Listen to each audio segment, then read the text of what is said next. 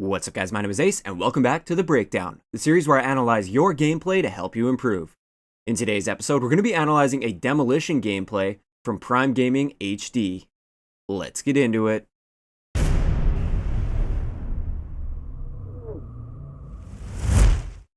Alright, so just a couple things to note before we get into the gameplay. First off, this game does go into overtime and therefore it's a very long gameplay. And I like to keep my breakdown episodes relatively concise, so I am going to be skipping around a lot throughout this breakdown. Also, you'll notice he's playing on PC, but he is using an Xbox 360 controller. So just in case you're wondering why it looks like he's using a controller on PC, he is actually using a controller on PC. Okay, so let's analyze the class that he's using first. So for perks, he's using Ghost, Sixth Sense, Hardwired, and Gung Ho. He's also using the Pharaoh with Elo Sight, Fast Megs, and Quick Draw.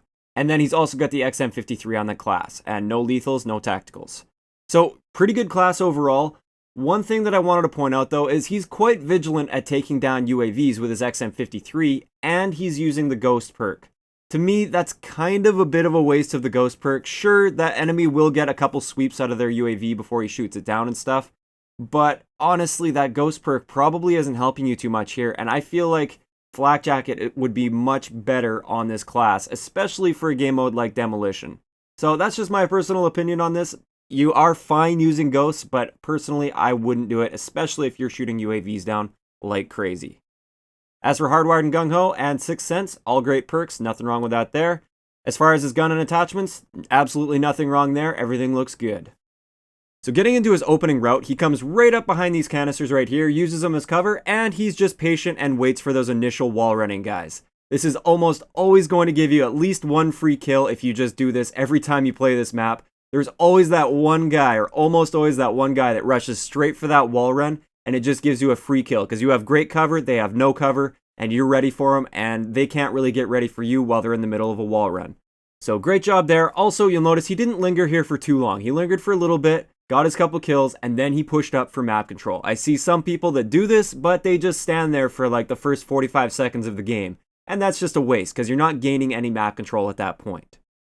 Skipping ahead a little bit, I love that he uses this little wall run right here. I pointed this out in my Maps Exposed. It's more the initial part, not this main wall run.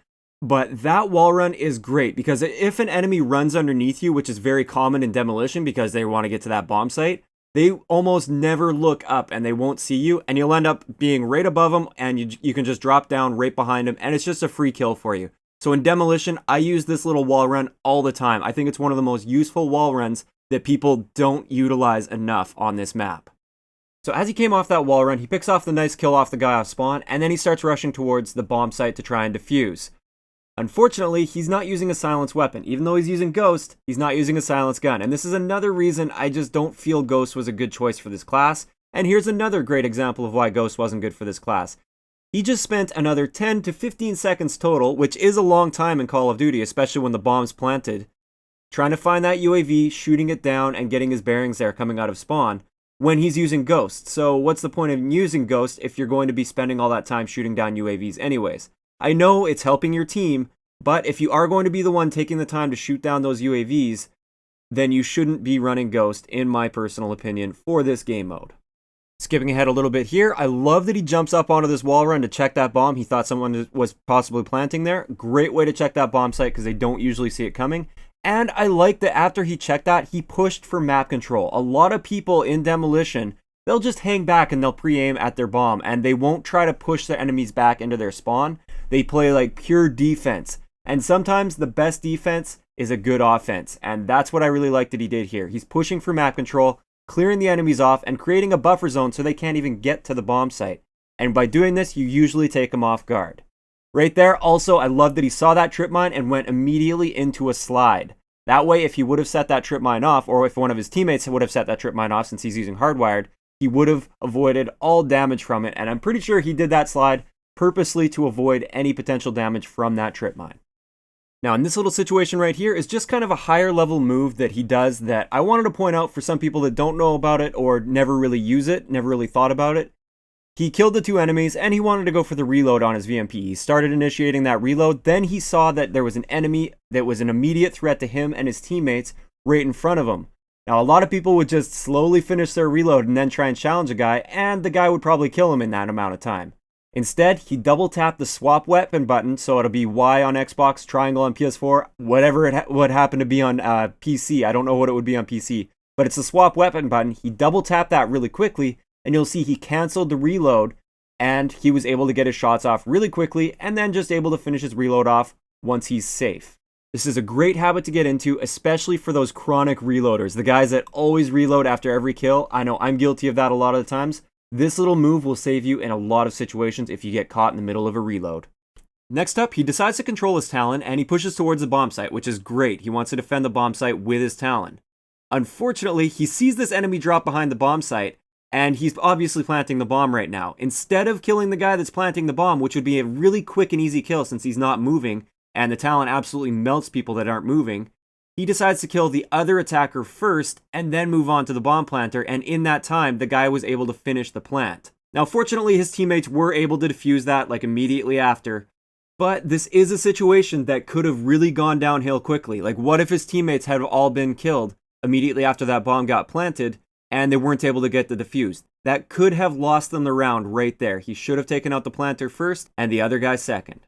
Now right here is something that he does that I thought might have been an accident at first, but I saw him do this earlier in the gameplay as well, and that is he activated his Ripper nowhere near an enemy. Just in case you guys aren't aware, because it seems like at the time of the gameplay he wasn't aware of this, the Ripper will lock on to an enemy before it's even activated. So the little lock-on thing will appear when you get close to an enemy. That's when you should activate the Ripper, because with the initial swipe, you'll get a kill. It'll actually lunge towards the enemy as you activate the Ripper for the first time, and then after that, it's now active, and you can go on and try and get more kills with it. Don't activate it coming out of spawn or nowhere near enemies. Activate it when you're ready to get your first Ripper kill. Getting into the second round right here, I liked that his opening route, he did basically the same thing. He got into a good position to challenge anybody that might have just rushed straight for that wall run, but then he decided to go for the full wall run himself, which isn't a good idea. It's almost always just a free kill for the enemy team if you go for this full wall run right at the beginning of a match. So instead, I would have done what his teammate did that was right in front of him. I would have cut towards the middle of the map and transitioned into the other wall run. This way, he's not basically just giving the enemies a free kill. Now, skipping ahead quite a bit, basically what you missed is he made several direct pushes straight for the bomb site, and it just wasn't working out for him. The defense was just set up far too strong. Again, right here, he activated his Ripper when he shouldn't have. He activated it when you get close to an enemy, but he got into their flank here, and they have no idea he's there. Instead of coming around and killing these defenders from behind, he decided to come out towards the middle of the map and attack them head on. If he would have went straight through that doorway, he would have shot all of those enemies in the back, and he would have gained control over that bomb site. I'm very confident he would have been able to do that.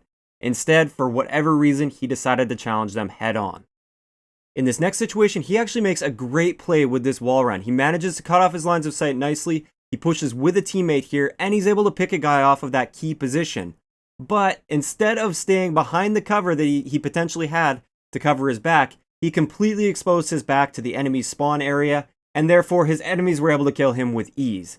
If he would have slowed down a little bit after getting that first kill, used that little piece of cover there to cover his back, he would have gotten that second kill, no problem. And he would have now had a little bit of control over the bomb site area. He could have waited for his teammates to push up, and then they could have potentially had complete control over that bomb site.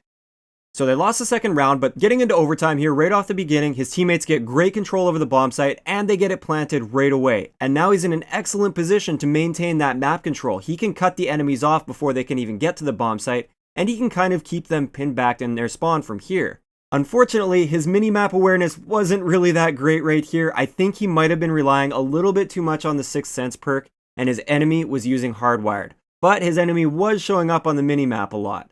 So if he would have saw this enemy here, he would have been able to get that kill and maintain that map control, and they likely would have been able to win this game because of that. So unfortunately, after that death, the enemy not only got the defuse on the bomb, they also planted it shortly after. And right here, he's trying to make a push and gain map control. That's a good thing. A lot of people don't really realize the importance of map control, but he focuses on this a little bit too much. He should have rotated back to the bomb site here. So that was a great key kill right there. Great kill, but after that, he should now be turning around and focusing on the bomb.